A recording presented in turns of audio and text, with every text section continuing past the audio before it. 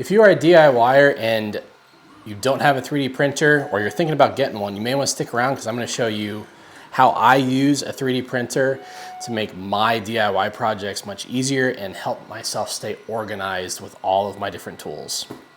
All right, so if you don't have a 3D printer, I'm going to try to explain why you may want to be considering one. And hopefully if you are considering it, hopefully this puts you over the edge one way or the other.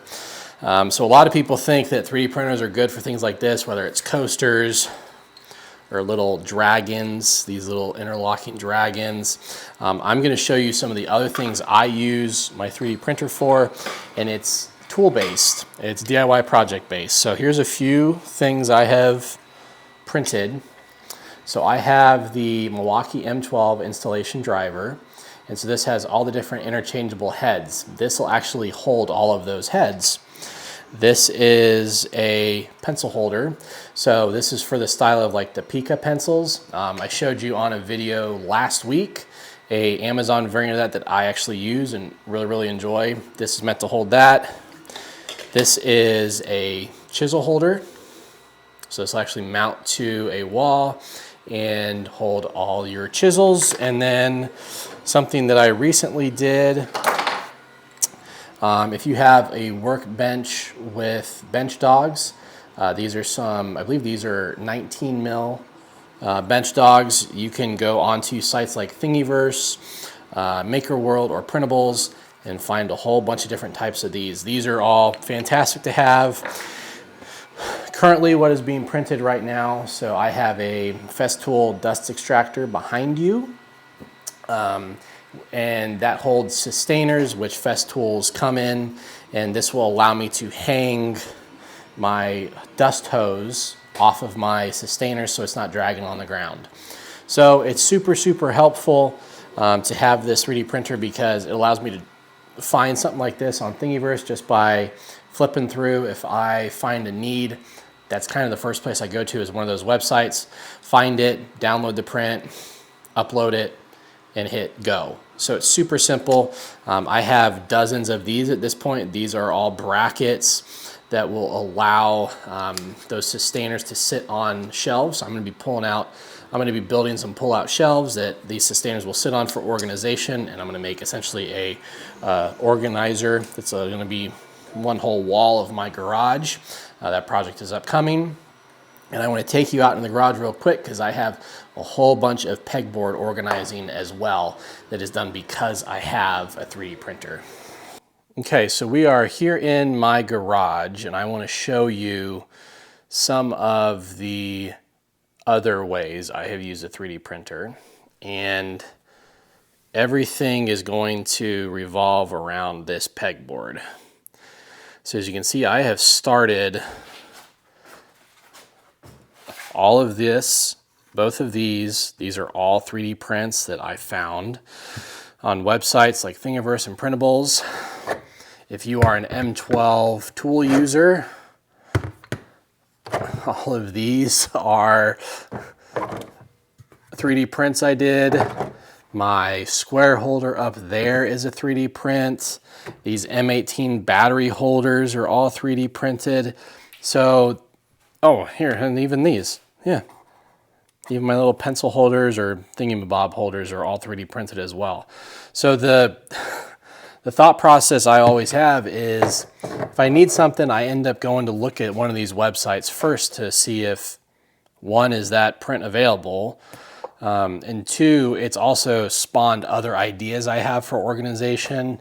I have gotten a lot more organized, not only with tools, but around the house as well. You can get like these cord organizers for if you have phones, computers, all that stuff. So this is definitely something that has paid off for me. Now let's go see if it could potentially pay off for you and talk about some of those items. All right, so is a 3D printer worth it? To me, absolutely without a question, it totally is. I am going to not only be keeping this one, but I will be purchasing another one shortly, hopefully, if all things go to plan. And it is one that allows me to print in different colors. So essentially what that is you can have anywhere from 4 to 16 spools on some of these of different colors. And within the same print, it will change out which color it is using. So you can, like some of the big things people see are like the Iron Man masks, will do that all in one shot, all the different colors, without requiring any manual intervention of changing filament or painting. So that's something I'm excited for. But to answer the question of how is it useful to me, I've shown you all the different ways you can go out, you can buy all of this stuff. What's funny is if you're buying pieces like this, there's a good chance, especially if you're buying them off a site like Etsy, there's a good chance that someone has a 3D printer and they're selling them through their Shopify store, Etsy store. So I just went and bought what makes it. Or I was given this as a gift actually, and I'll be buying the next one. Some things that you need to be aware of, though, if you get into the world of 3D printing, there is a little bit of technical know-how you're going to need to know. So, like for example, this is a Creality Ender 3. There's a little bit of knowledge you're going to have. You need to understand what the different pieces are. The fact that not only is the nozzle that is extruding your filament, which is actual plastic, that is not only super duper hot, but your bed that it sits on is super duper hot. And there's tons of YouTube videos out there that will walk you through pretty much every single 3D printer out there, so I don't need to get into that. There is a little bit of manual finesse that is going to be needed on some of these, especially some of these 3D printers that are a few years old. But if you're looking at the new ones, a lot of them have self-leveling out there, so they do a lot of the setup on their own. And it's all done through like AI and stuff now, which is crazy to think. And some of the new ones I've seen, even you can download an app onto your phone, download your print, and just send it directly to the printer from your phone through Wi-Fi or Bluetooth.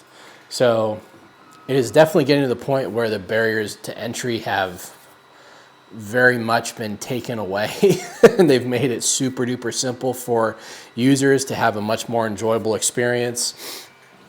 But I feel like I have saved probably hundreds of dollars at this point where I'm not having to go out and buy brackets. It's like, for example, the spools you see over here, these are just 4 of my close to a dozen different spools of filament I have, all different colors. You can spend anywhere from 10 to 20, 25 bucks depending on the color type you get, the filament type you get. I normally just print in, it's called PLA. That is normally kind of the general purpose filament as I've seen it. But then it's also different brands have different styles and marketing that makes the price go up. So this spool, for example, that spool of green has done everything that's green on this desk. So it's done a lot of pieces, and there's still a good bit on there for me to continue printing with it. So that cost me, we'll say that cost 20 bucks. To go buy all of this, I would say is going to be much more than $20 worth. So you can definitely, it definitely will save you some money over the long haul, but you have to be adamant with it. This is printing probably close to 24/7 in my house. I just always have thoughts and ideas going around. So I would definitely start looking into a 3D printer if you were wanting one. If you don't want to go through the process of technology and if computers annoy you more than they help you, you may want to stay away from it. But I have friends of mine and family members that will come and just watch this thing print. It's just kind of neat to see. So I'm hoping that this will help point you guys in the direction of should you or should you not get a 3D printer. I tried to show you some cool things between here, what's in my office, and then what's out in my garage. Go take a look at these websites. I will link them down below. I'll also link a couple of printers, not sponsored. So this is just some that I've looked at. I'll even include, if I can find the link for this one, I will do that as well. But yeah, go take a look at those websites that have all the different files I use and that millions of other 3D printers use as well, and see if what you're needing or what you're wanting is available already. That may sway you as well. So go ahead, do a little bit of research on top of what I've shown you. Take a look at those websites. If you have any questions, please put them down in the comments below and I'll do my best to answer them for you. But yeah, thank you guys for watching. I'll see y'all in the next one. Hey, you made it to the end. Thanks for that. Please check out our other options for videos and please don't forget to like and subscribe down below.